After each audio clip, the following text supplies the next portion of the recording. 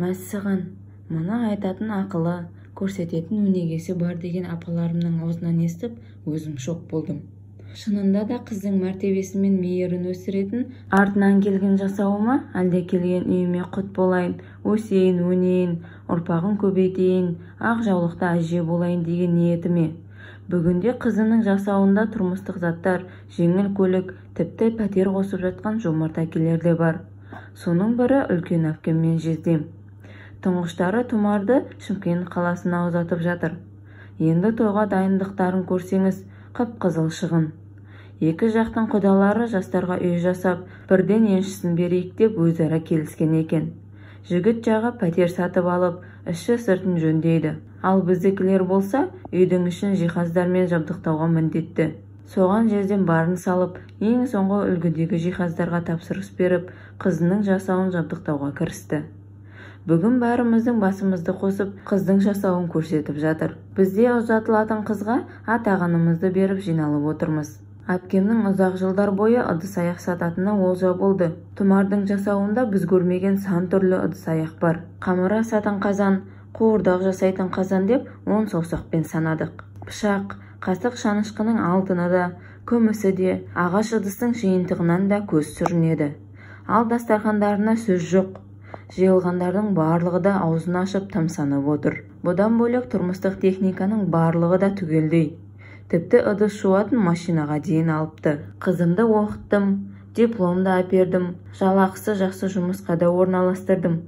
Күйеу балам да осал емес, білдей прокурор. Маған бұдан артық бақыт бар ма деп жездекем бір мақтанып, бірде марқайып отырады. Тұмардың көлік айдайтынына да 2-3 жылдай болып қалды. Сөз арасында көлікті де ауыстыратынын естіп қалдық. Мұның бәріне құтты болсын айтып, тілеулестігімізді білдіріп отырмыз. Бірақ жездемнің анасы мұның ешбірін ұнатып отырған жоқ. Жасыратыны жоқ. Жездемнің анасына қарап нағыз ақ жаулықты, салиқалы ананы көремін. Басындағы орамалы, көп сөйлемейтін сабырлығы, бата бергендегі аппақ шын ниеті кәдімгідей таңдай қақтырады. Қыздың жасауымен танысып болғасын, аш жеп, дастарханға бата қайыратын кезде ғана құдағиымыз сөз алды. Келгендерге алғысын білдіріп, немересінің бақытты болуын бізбен бірге тіледі. Сабыржан балам, инабат келінім, немерем Тұмарға сендердің жолдарыңды берсін. Баға ашылып, өсіп өнсін, мәуелі ағаштай жайқалсын. Менің қызым Найман елінің айтулы келіні, ақ жаулықты анасы, ақ самайлы әжесі болсын деп дауысы дірілдей көзіне жас алды. Жездем анасының иығынан құшақтап, қуаныштың көз жасы екенін айтып, өзі де жасын сығып алды. Ұлының маңдайынан сүйген құдағи, артық демесең өз ойымды қосайын деп ұлының жауабын күтпей сөз бастады. Бақыттың дүниемен өлшенбейтінін балаға үйрет. Оқыттың, диплом әпердің, жұмысқа орналастырдың. Енді құтты орнына қондырып, ата-аналық парызыңды өтеп жатырсың. Жастар өз бетінше еңбектенсін, маңдай терін төгіп дүние тапсын. Сонда жоқ пен бардың қадіріне жетеді. Иә, жасауға не қоссаң да артық етпейді. Бірақ бүгінгі жастарға бәрін жасап беріп, қатты қателесіп жүрміз. Қазақта қыздың жасауына міндетті түрде жүк аяқ берген.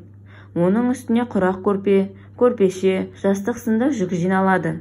Әжелеріміз ұзатылатын қыздың бағы ашылып, басы құралсын, табысы еселеніп, берекесі артсын деген ырыммен бәріне құрақ тіккен. Ал сендер сандықтың орнын жүк жинайтын көпе есікті шкафқа, құрақ көрпені синтепон көрпеге айырбастадыңдар. Жасауға берілетін әрбір заттың өз салмағы мен мәні болады. Ал қазан мен пышақты жасауға қоспайды. Өйткені қазақ халқы қазанда ырыс береке бар деп сенген. Үйімнің ырысы, босағамның берекесі, отбасымның несібесі қазанда болады деп өзгелерге бермеген. Сол секілді ұзатылатын қызға да қазан берілмейді. Кей елдер жасауына қазан алып келген келіндерді жақтырмайды. Ол келмей жатып қазанымды билейін деген екен деп жаманға балайды. Пышақта да айтарлықтай сөз жатыр. Пышақтың жүзі өткір, қауіпті зат болғандықтан жаңа құдалардың арасына салқындық болмасын. Жас келіннің тілі өткір болмасын деп жаңа құдалар пышақ алғанда ұнатпайды. Пышақ әкелген күннің өзінде сатып алу ырымын жасайды. Білмесеңдер бір ауыз сұраңдар. Айтудан біздер жалықпаймыз деді құдағиымыз. Осындағылардың барлығы да аңтарылып қалдық. Әпкем де бір сөзге келместен қатардағы қазан мен пышақты шетке алып қойды. Ақыл айтып, жөніменен жол көрсететін енемен тіл алғыш келінге қарап, барлығымыз да қызығып қалдық.